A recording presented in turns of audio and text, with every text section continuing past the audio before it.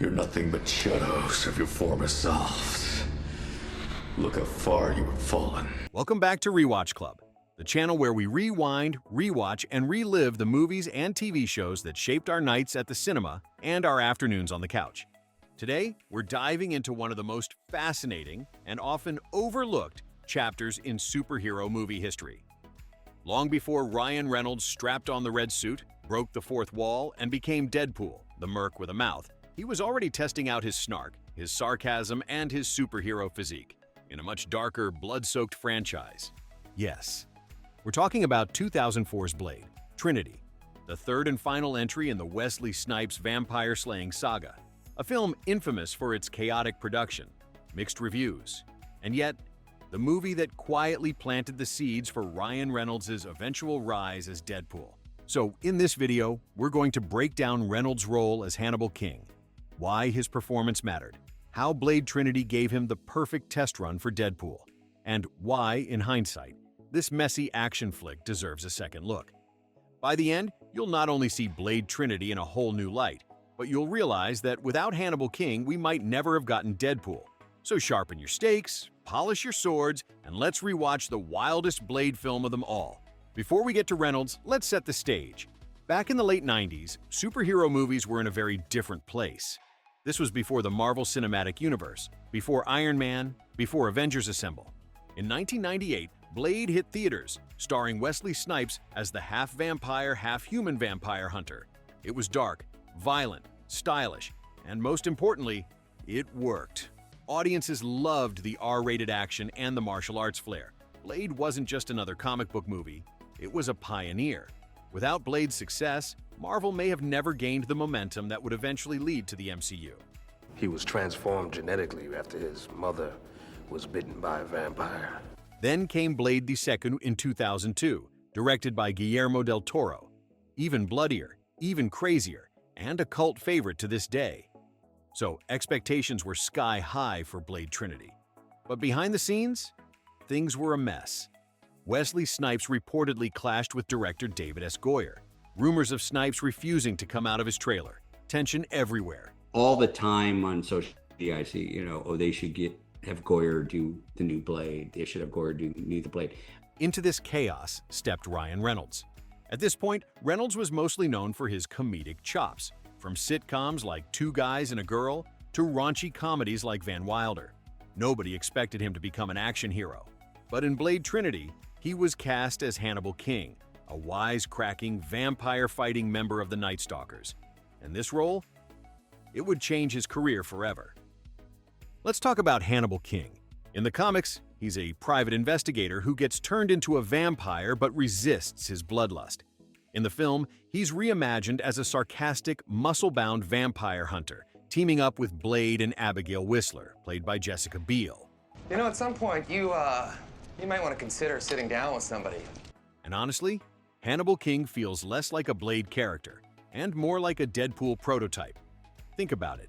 Non-stop sarcasm, pop culture jokes, absurd one-liners mid-fight, even moments where Reynolds practically winks at the camera with his delivery. Say we're successful, say we wipe out all the vampires. One of the most famous lines? When he taunts the vampire villain with, You cock-juggling thunder cunt! well, you know the rest. That's not just Hannibal King. That's Deadpool in training. You can see Reynolds experimenting with timing, with balancing action and humor, with being the comedic release in an otherwise grim and violent story. Yes, the movie around him was messy, but Reynolds? He stood out. And it's no accident that when Fox was searching for their Deadpool years later, they knew exactly who could pull it off, because he already had, in Blade Trinity. Of course, we can't talk about Blade Trinity without mentioning the infamous production. Behind the scenes, reports describe near-constant tension. Wesley Snipes allegedly communicated with the director through post-it notes. The crew claimed he refused to film with co-stars, demanding stand-ins for many shots. Whether exaggerated or not, the atmosphere was toxic. And into this storm, Ryan Reynolds walked in, delivering wisecracks, keeping energy high, and reportedly lightening the mood on set. In interviews, Reynolds admitted, 98% of my dialogue in Blade Trinity was ad-libbed. Yeah, let that sink in. The patriarch of all vampires. He's created them all. He's like the only pure-blood vampire. Most of his lines? Improvised. That's Deadpool energy right there. The ability to riff, to break tension, to throw in off-the-cuff jokes that make it into the final cut. So, while Blade Trinity became known as the weakest of the trilogy, Reynolds' performance became the silver lining.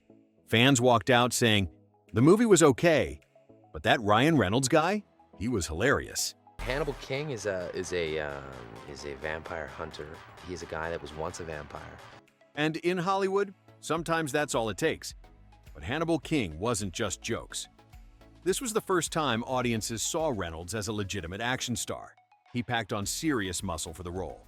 His fight scenes, while not on Snipes' level, showed commitment, athleticism, and charisma. Welcome to the Honeycomb Hideout.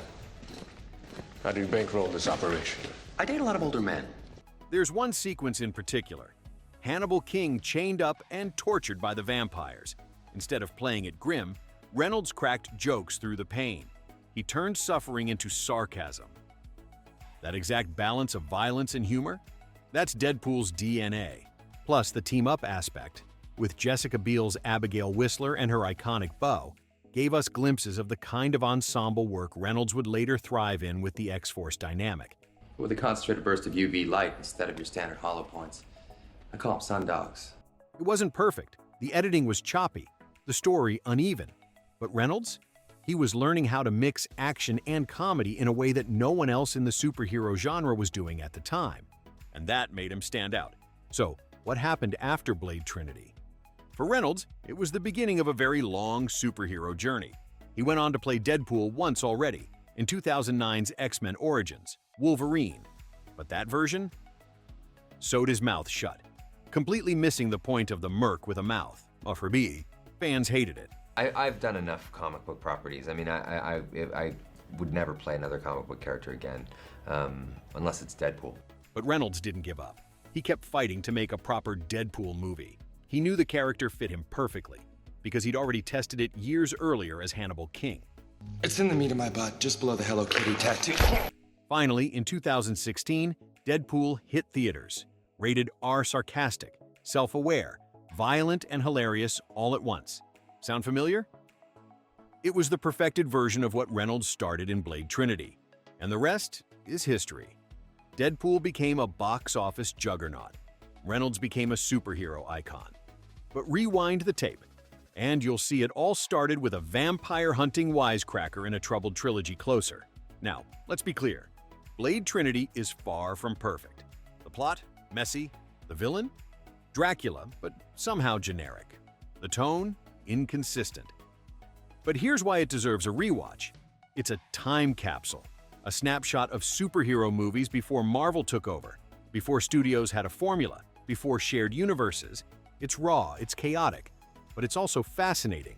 And most importantly, it's the film where Ryan Reynolds started shaping the very persona that would redefine the superhero genre a decade later. You made a goddamn vampire Pomeranian? So if you go back and watch it now, don't just focus on the flaws. Watch Reynolds. Watch the way he delivers lines, the way he mocks the villains, the way he injects life into every scene he's in. You'll see Deadpool being born in real time. And that, alone, makes Blade Trinity worth revisiting. So, what about you? Do you remember seeing Ryan Reynolds in Blade Trinity for the first time? Did you realize back then that he was already shaping Deadpool? Or does it hit different now, looking back? Let me know your thoughts in the comments below. I'd love to hear your favorite Hannibal King moment. And hey, if you enjoyed this nostalgic deep dive into action movie history, give this video a like. It really helps other fans discover it. Don't forget to subscribe for more retro superhero rewinds and movie flashbacks, right here on Rewatch Club. Because remember, when you rewatch with us, there's always more bite than you expect.